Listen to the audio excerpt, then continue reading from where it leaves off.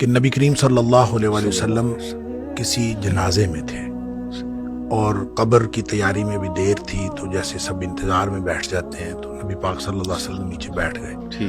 آپ کے ہاتھ میں ایک چھڑی تھی اور آپ زمین میں جیسے آدمی کچھ سوچ رہا ہوتا ہے تو ساتھ ساتھ ایسے تو پھر آپ نے اس موقع پر ایک بات ارشاد فرمائی.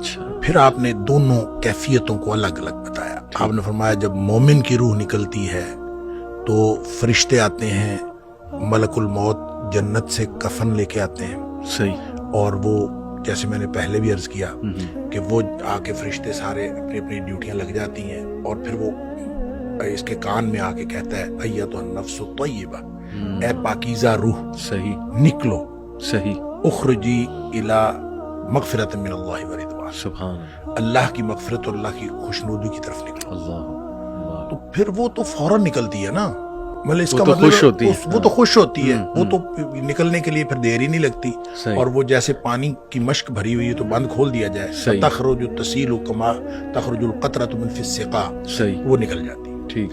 تو دوسرا جو ہے جب وہ مومن کے علاوہ کافر اور منافق کی موت کے لیے جب فرشتے آتے ہیں تو نبی کریم صلی اللہ علیہ وسلم نے فرمایا وہ جہنم سے بدبودار کفن لے کے آتے ہیں. اب اس طرح ڈیوٹیاں لگ جاتی ہیں، سب بیٹھ جاتے ہیں، تو وہ جو ملک الموت ہے وہ اس کے کان میں آ کے کہتا ہے ایتھا النفس الخبیثہ، اے ناپاک روح نکلو، اخرجی باہر نکلو، الی سخط من اللہ وغضب، اللہ کی ناراضگی اور اللہ کے غضب کی طرف نکلو. اللہ کی ناراضگی اور اللہ کا غضب تیرا انتظار کر رہا ہے.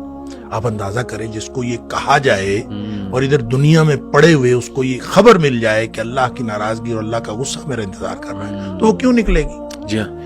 پھر نبی پاک صلی اللہ علیہ وسلم فتفرق فی جسدہ، وہ پھر جسم کے اندر چھپتی پھرتی ہے، کبھی ادھر جاتی کبھی ادھر. اس کا مطلب ہے ایک اینٹی ہے نا، بالکل روح ایک چیز ہے، اس کی بھی ایک پوری سمجھ ہے. ہاں جی، وہ بھاگتی پھرتی ہے. فتفرق فی جسدہ، جسم کے اندر بھاگتی پھرتی ہے، باہر نہیں نکلتی. تو پھر فرشتے جو ہیں وہ فینزعہ، وہ پھر اس کو کھینچ کر نکالتے ہیں. اللہ اکبر. اور پھر اس کی جو نبی پاک صلی اللہ علیہ وسلم نے مثال بیان فرمائی، کما ینزع الصفود من الصوف المبلول، جس طرح سے گیلی اون ہو اور اس کے اندر گرم سلائی لوہے کی رکھ دی جائے اور پھر اس کو کھینچا جائے ایک طرف، ظاہر روئی وہ اون جو چمٹ جائے گی، تو اس کو ایک طرف سے کھینچیں گے تو وہ تو تار تار ہو جائے گی. فرمایا اس طرح فرشتے جو ہے اس کی جان نکالتے ہیں. قرآن کہتا ہے والنازعات غرقا، ڈوب کر کھینچ لینے والے فرشتوں کی قسم، سبحان اللہ. والناشطات نشطا، اور بند کھول دینے والے فرشتوں کی قسم. یعنی بالکل ایسے جیسے بند کھل جاتا ہے، یہ مومن کی موت ہے، اور پھر اس کو اندر سے کھینچ کر نکالتے ہیں، یہ کافر اور منافق کی موت ہے. پھر آگے بھی تفصیل نبی کریم صلی اللہ علیہ وسلم بھائی وہ جو آپ بتا رہے تھے 7ویں آسمان تک جاتی ہے، تو یہ 7ویں آسمان تک جاتی ہے، وہ تو جو علیین میں جا کے اللہ تعالیٰ کی طرف سے ہو کے اور پھر اس کو علیین میں مقام مل جاتا ہے، اور اس کو لکھ دیا جاتا ہے. علیین یا مقام ہے یا رجسٹر ہے، اس کے اندر وہ شامل ہو جاتی، پھر وہ واپس آتی ہے. اسی طرح جب منافق کی اور کافر کی روح جاتی ہے تو اس کو بھی فرشتے پکڑ کے لے جاتے آسمان کی طرف ہی ہیں، لیکن آسمان کے دروازے ہی نہیں کھولے جاتے. اچھا، اس حدیث میں یہ بھی تفصیل ہے کہ ظاہر ہے جب مومن کی موت جنت کے خوشبودار کفن میں ڈالی جاتی ہے تو ہر طرف خوشبو پھیل جاتی ہے.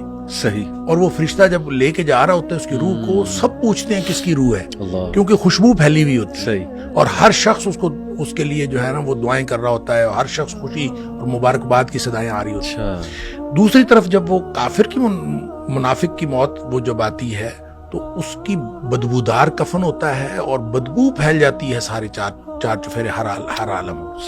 جب وہ ہر طرف بدبو پھیلتی ہے تو ہر کوئی جو ہے نا اس کے اوپر لعنت کر رہا ہوتا ہے. پھر وہ لے کے آسمانوں کو چڑھتے ہیں، آسمان کے دروازے ہی نہیں کھولے جاتے. قرآن میں بھی آتا ہے کہ اس کے لیے آسمان کے دروازے نہیں کھولے جاتے. اچھا، اس پر پھر حدیث میں آتا ہے کہ وہ فرشتے پھر اس کو وہاں سے چھوڑ دیتے ہیں. اچھا، وہ پھر گرتی ہے نیچے، یعنی جو جہنم ہے وہ پستی کا استعارہ ہے، صحیح، اور جنت جو ہے وہ اونچائی کا اور بلندی کا. इल्लियीन जो है वो भी बुलंदी की बात है, सिज्जीन कोई बहुत पस्ती की बात है। जब फरिश्ते उसको लेके जाते हैं और आसमान के दरवाजे नहीं खुलते तो वो छोड़ दिया जाता है उसको, सही। और वो फिर गिरती है नीचे गहराइयों में, कहाँ जाती है अल्लाह को मालूम है। और लेकिन उसको कुरान ने भी कहा सिज्जीन, सही। और नबी करीम सल्लल्लाहु अलैहि वसल्लम वो सिज्जीन में चली जाती है, यानी सिज्जीन में उसका इंदराज हो जाता है कि ये सिज्जीन में। ठीक है। उसके बाद उसको कुछ देर के लिए वापस लाया जाता है, सही। और फिर वो कब्र के अंदर तदफीन जब होती है तो फिर उसके बाद वो जो सवालात हैं जो कब्र वाले हैं, फिर उसके बाद कब्र के अंदर मोमिन की जो के लिए तो हर तरफ खुल जाती है जी। कब्र, ताहद्दे निगाह खोल दी जाती है। सही। और जैसे नबी करीम सल्लल्लाहु अलैहि वसल्लम कि कब्र जो है या तो ये जन्नत के बागीचों में से एक बागीचा है, और हुफरत मिन हुफर नार, या फिर जहन्नम के गढ़ों में से एक गड़ा है।